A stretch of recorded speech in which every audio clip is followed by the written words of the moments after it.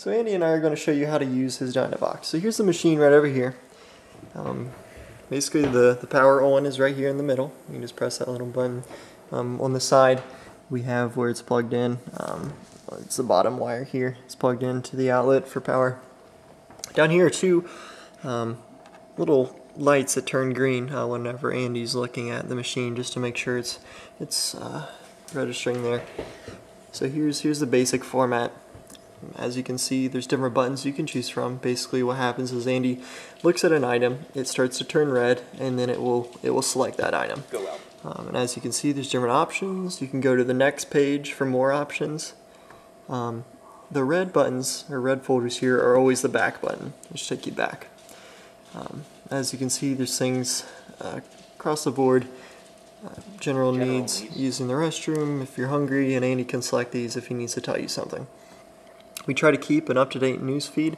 You can select, and here's some different items that's going on in Andy's life, so he can kind of tell you what's happening. There's also a chat button that leads you to different folders for different types of conversation as well.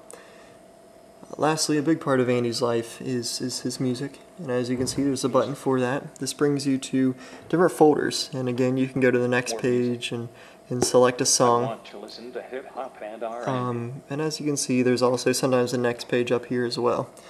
So something you can do is you can select a song and actually play the music, so Andy can kind of DJ from this Dynavox.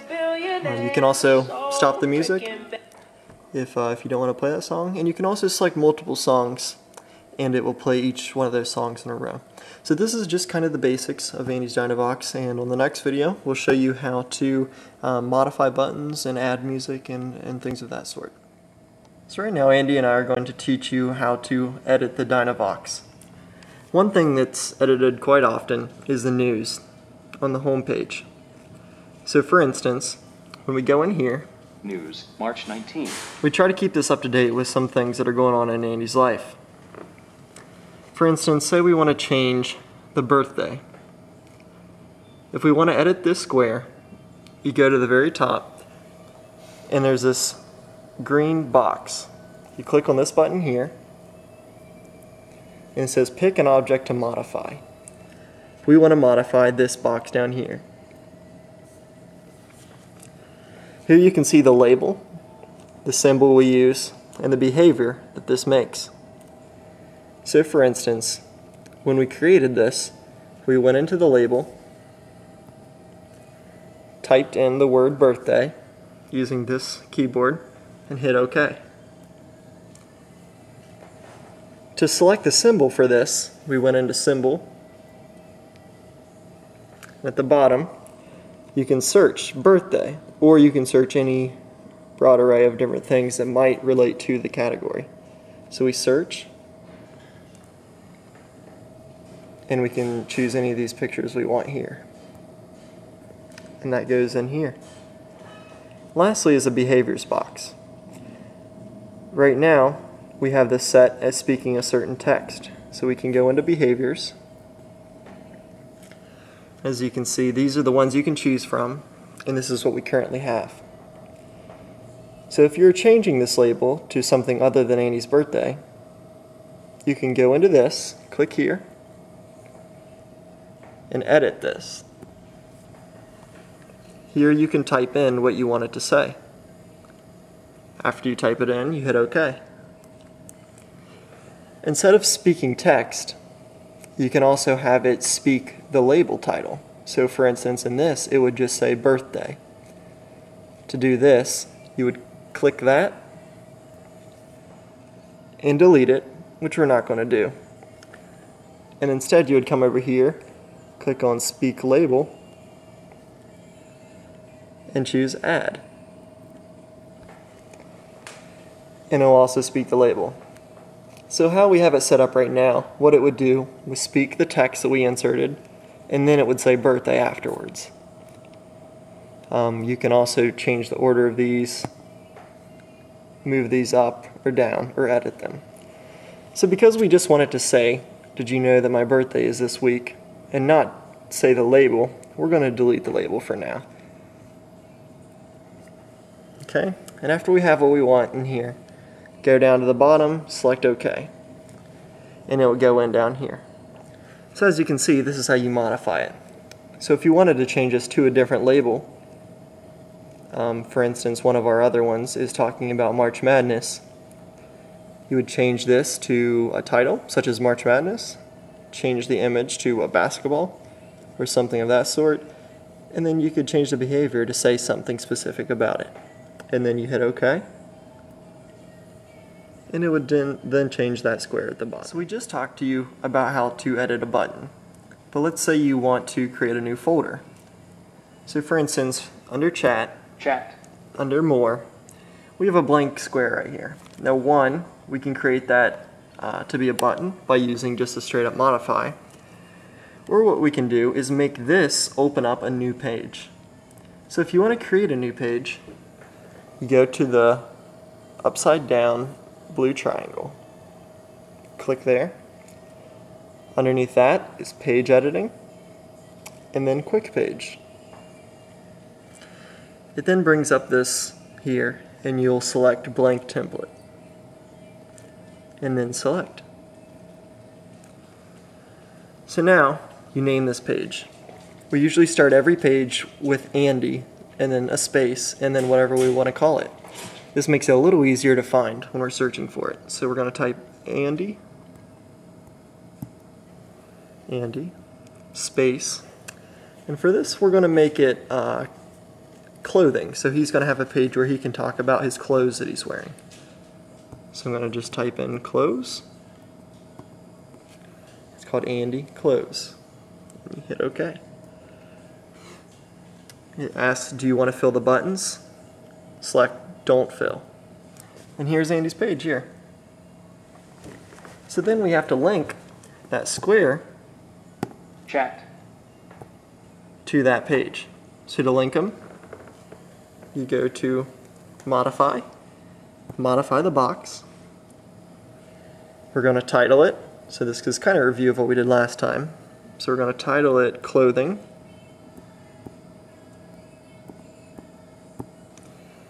Might help if I spell it right. Hit OK. It actually brings up some symbols you can actually choose from. And then the behavior, we're going to have it speak the label, so it will say clothing. And then we're going to have it go to page. Add that. It's going to bring up this.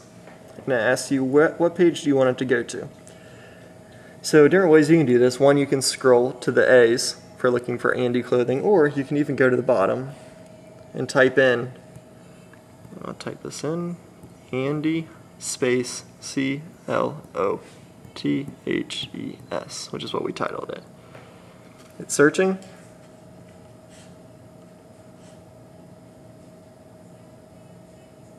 And here we go, Andy Clothes. So you select that, hit OK. And now it's going to page Andy Clothes. Hit OK. Hit OK. And now we have this new button here. We hit it. Clothing. And it goes to Andy's clothing page. After we have that set up, we then need to rewrite this so this box takes you back to the chat page instead of going to the home screen. So to find out how to do that, we go back in, Chat. and when we select this here, this is the page that we're actually wanting to go back to. So then what we'll do is we'll go back, this gets a little confusing, to find out what the title of that next page is, you can go up to Modify, select the page that goes to the page we want to go to, and it says, go to page Andy Chat. Okay, so we keep that in mind. We can just cancel this out, go to More. So this is called Andy Chat, because that button is going to this page. So then when we go to Clothing, to modify this, we hit Modify, this. This is going back to Andy's menu, which is not what we want. We want Behavior, go to Page, Edit, and it was called Andy Chat.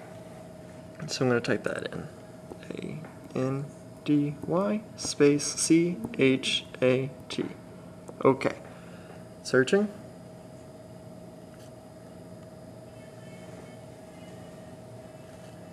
Andy chat. Here it shows the page. That's exactly what we want. So we're going to go ahead and hit OK. And OK. And OK. So once again, this is now rewrited, so we can go here, and it goes back to this page. So we go back Clothing. and forth between Clothing. these. That's exactly what we're looking for. Next, what we would do is go in and modify each one of these different squares, label them. For instance, maybe we would say hot. For this label, choose a symbol that kind of resembles being hot, and the behavior, we could have speak text, and we would say, I am too warm in these clothes.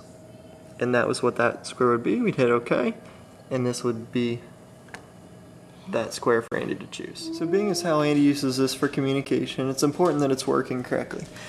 So first of all, it's important that the volume is up.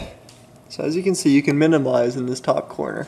You hit the minimization button, and it asks, are you sure you want to minimize? So you hit yes, and this is kind of the normal standard Windows computer.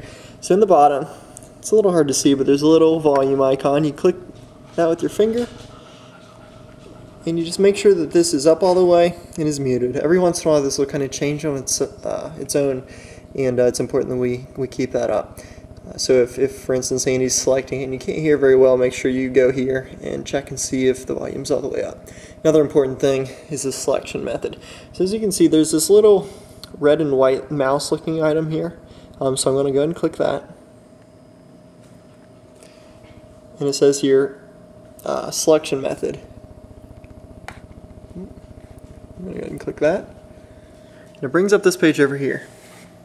Now this is where you can choose what kind of selection this uses. As you can see, it's on eye tracking right now, which is what it needs to be on.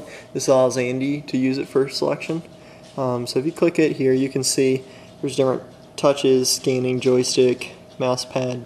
So it's important that it's on eye tracking, so we're going to go ahead and leave that on that. And again, sometimes this will just change, and it's important that if it seems like it's not working, you either check that it's eye tracking or check and see if the volume's loud enough that you can actually hear it. And then again, you just hit OK, apply, and OK at the bottom. And then is it? A couple other key components of Andy's Dynavox. Over here on the side, you can see there's a little cord here. It plugs into the very bottom, right there. And this is where the power is. And as you can see, plugs into the outlet here. So we kind of keep that charged. And anytime you're bringing this back down and setting it up, you definitely want to keep that charged. So right now I'm just going to show you another way Andy can use the Dynavox machine. So here's the seat right here. I'm going to go and zoom out. We have this bar right here that we can use. And as you can see, down on the right side of Andy's chair, there's this little insert here for this bar to go. So we go ahead and bring this up. This goes into place here. Lock it in. Now you twist this to make sure that locks as well. As you can see, here's kind of a little stand for Andy's Dynavox. Now take the Dynavox off the stand.